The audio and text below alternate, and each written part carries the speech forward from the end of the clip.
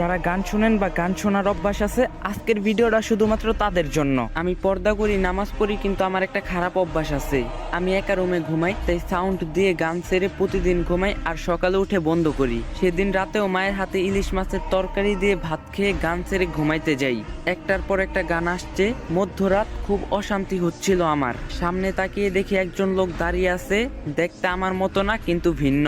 আমি কিছু বলার আগেই তিনি বলেন, আমি আজরাইল, মালাকুল মাউত, মৃত্যুর ফেরেশতা, কালেমা পড়ে নাও তুমি। কিন্তু আমার মুখ দিয়ে কালেমা আসছে না, শুধু পাশে যে গান চলছে এটাই আমার মুখ দিয়ে আসছে। নাউজুবিল্লাহ। জীবনে আপনি একটি ফেরেশতা দেখতে পারবেন, সেটা হলো মালাকুল মাউত, মৃত্যুর ফেরেশতা। আমি ছটফট করতে লাগলাম আর কালেমা পড়ার চেষ্টা করলাম, কিন্তু কোনো রকমেই মুখ দিয়ে কালেমা আসছে না, আর পাশ থেকে গানও বন্ধ করতে পারছি না। হঠাৎ চিৎকার দিয়ে উঠে বসে পড়ি, পাশে দেখি সাদা কালো সাদা গান চলছে, সাথে সাথে সাউন্ড বক্স ভেঙে ফেললাম। তাহলে